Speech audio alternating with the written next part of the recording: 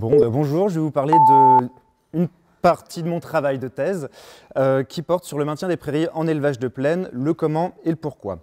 Alors, si on s'intéresse un petit peu à l'évolution des prairies depuis 50 ans, donc ce graphe qui représente l'évolution des surfaces de culture fourragère depuis une cinquantaine d'années, on constate que les prairies ont diminué, en particulier à cause de la décroissance des prairies permanentes, qui a été en partie compensée par les prairies temporaires et les cultures fourragères en dessous. Alors maintenant, donc c'est un constat qui se fait particulièrement à l'échelle de la Bretagne. Maintenant, si on s'intéresse donc à la Bretagne, ici une carte qui représente les cantons en Bretagne et qui représente l'évolution de la part de prairies dans la SAU entre 2000 et 2010.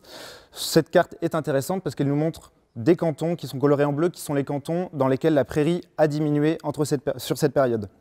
Et ce qui est encore plus intéressant, c'est les cantons colorés en rouge ou en rose, qui sont les cantons dans lesquels la prairie s'est maintenue sur cette période, sur ce laps de temps. Et donc nous, ce qui nous intéresse, c'est pourquoi ça s'est maintenu dans ces cantons. Si on arrive à identifier pourquoi ça s'est maintenu ici, on pourra peut-être travailler sur d'autres zones pour développer la prairie. Alors, mon étude s'est focalisée sur une zone qui est le nord de Rennes. Alors pourquoi le nord de Rennes? Alors premièrement, Rennes, ça se situe dans le département de l'Ille-et-Vilaine, donc un département laitier s'il en est un. Et du coup, on se pose un peu la question de, avec l'évolution de la production laitière, pourquoi la prairie s'était maintenue sur cette zone-là? Et on souhaitait aussi interroger l'effet de la ville, à savoir la politique de Rennes qui souhaite avoir une agriculture de proximité et peut-être l'interaction consommateur-producteur et comment ça avait pu influencer les pratiques fourragères. Alors, mon travail dans les exploitations, donc je vais d'abord chercher à comprendre comment elles se sont maintenues, donc quelles sont les formes des prairies et quels sont les usages, et pourquoi ça s'est fait comme ça, est-ce que c'est des démarches collectives, une démarche collective ou des démarches individuelles. Alors, ma méthode maintenant. J'ai constitué un échantillon de 15 exploitations qui représentaient la diversité des systèmes de production sur la zone d'étude. Ma collecte de données s'est faite en 3 entretiens en face à face. Dans un premier temps, j'ai plutôt abordé l'évolution générale de l'exploitation pour retracer la trajectoire productive de l'exploitation agricole. Et cet entretien m'a aussi permis d'identifier des phases de stabilité dans la trajectoire de l'exploitation. Donc pour moi, une trajectoire se divise en phases de stabilité qui sont séparées par un changement profond dans le fonctionnement de l'exploitation. Mon deuxième entretien a plus abordé l'évolution des pratiques liées à la prairie pour chacune de ces phases de stabilité. Et dans un troisième temps, je souhaitais caractériser plus l'environnement socio-professionnel des agriculteurs pour voir d'où venaient leurs pratiques et comment ils les réfléchissaient. Alors, je vais vous présenter maintenant une partie des résultats de mon travail qui porte plus sur la trajectoire de la place des prairies dans les exploitations, en illustrant avec quelques trajectoires. Alors, ces trajectoires, je peux les projeter sur 2 axes. Dans un premier temps, un axe horizontal qui caractérise, en allant de plus en plus vers la droite, la place quantitative de la prairie dans le système d'exploitation et la sécurité que la prairie joue dans le système fourrager. Ensuite, un axe vertical qui, en allant vers le haut, va caractériser le rôle agronomique et le rôle environnemental que les prairies jouent dans le système. Et en descendant, on va avoir un rôle zootechnique plus important et une souplesse plus importante des prairies. Enfin, les prairies vont apporter plus de souplesse dans le système fourrager. Donc ça, c'est mon graphe.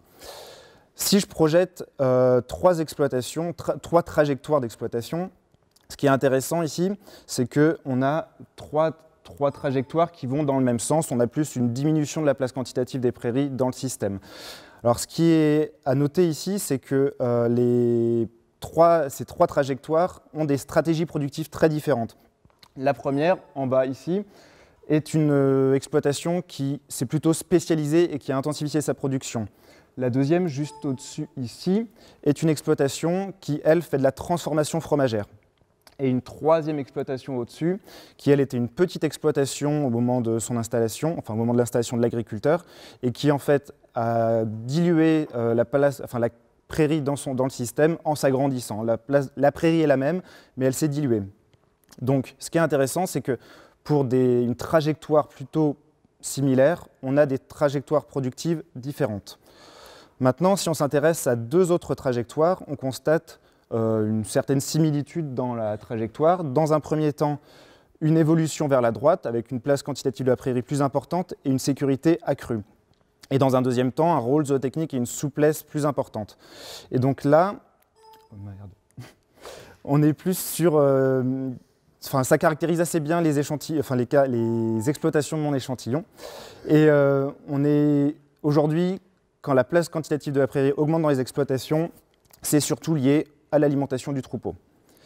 Alors, en guise de discussion et conclusion, donc on a vu que l'augmentation de l'utilisation des prairies était particulièrement liée à l'amélioration des services alimentaires, que les trajectoires productives des exploitations agricoles et la place des prairies dans les systèmes de production n'étaient pas forcément systématiquement liées. Et donc ça m'amène à une hypothèse, c'est qu'il existe d'autres déterminants que la stratégie de production pour déterminer la place de la prairie. Ce qui m'amène à mon deuxième volet de thèse, qui est d'essayer de caractériser et d'identifier des facteurs de maintien de la prairie dans l'environnement socio-économique de l'agriculteur. Merci de votre attention.